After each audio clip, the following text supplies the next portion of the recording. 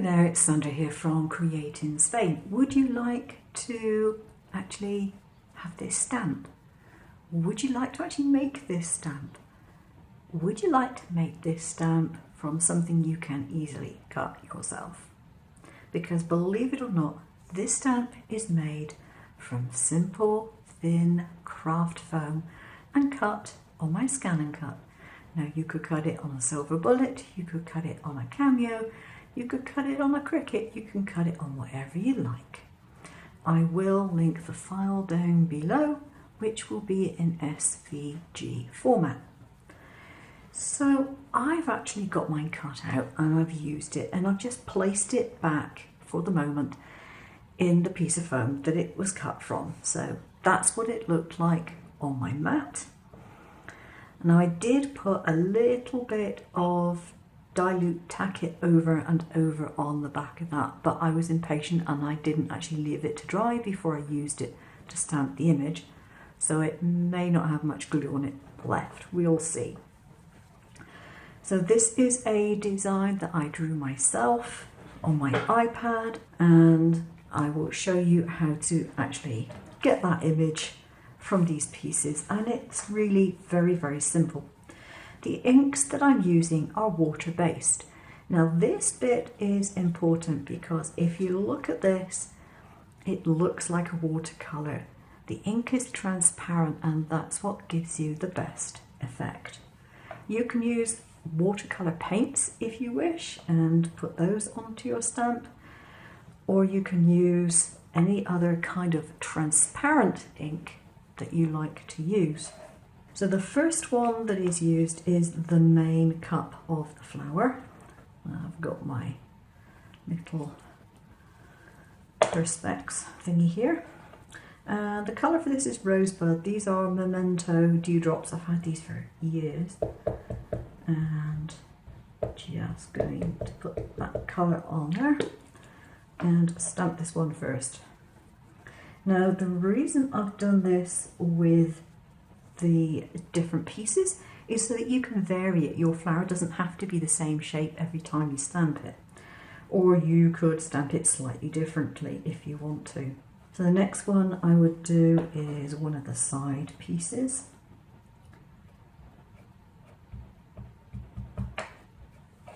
And this time I'm going to put it on, actually I'll do it on the same side so you can see more or less how it went.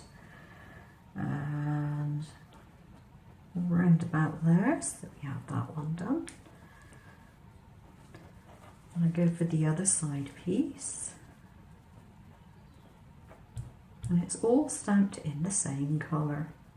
Now I could, of course, if I wanted to, make that a loose petal floating down, but since I told you I was going to do the same design more or less, I'm just going to put it pretty much where I put it on the original. There we are, like that. Now this is the only bit which is a little bit tricky, and it's not very, very tricky.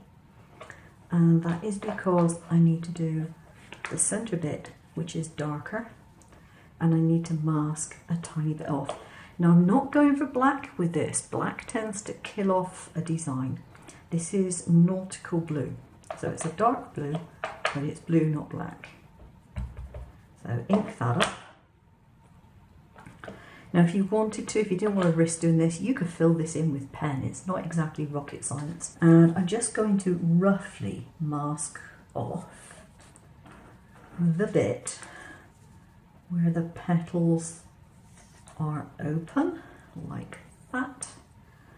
And do my stamp like that. So I have just the little bit, the sort of triangle shape stamped in. Okay, and then I go back to my pink. Now this lower one, you could actually do it either way. You could have it cut upwards if you wanted to, or you can have it that way round. You could, you know, it's choice, up to you. And put this one on.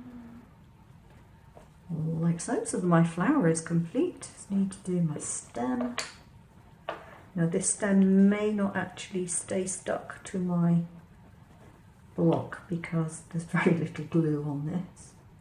I don't know if it will or not, but we shall see. And I probably only need to stamp, oh, actually I'll put the ink on all of it, but I'll put a piece of paper underneath here so I don't get it all over everywhere.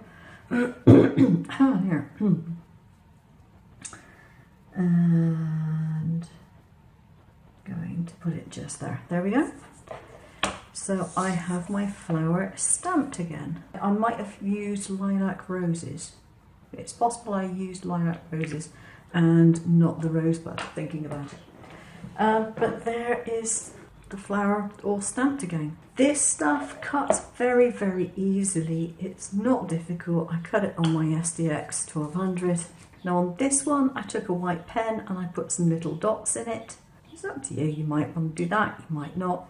You might want to take a very fine pen and put some extra lines on it to indicate the creases. You might even want to go over it with a felt tip and put some shading in. Entirely your choice. But that is how I make a stamp with my SDX, and I don't think many people would think that that was a homemade simple stamp, but it is. Once I've done with my stamping, I can put my pieces back into my foam, and if I wanted to, I could cut that down a little bit smaller and just use that as storage. It stores the pieces just fine, they're not going to get lost. Put them in an envelope, clear envelope of course, and label it. In fact, I would put in one of the stamped images on the back in the clear envelope, and there we go, all ready to go whenever you next need to use it. I will see you again soon. Take care now.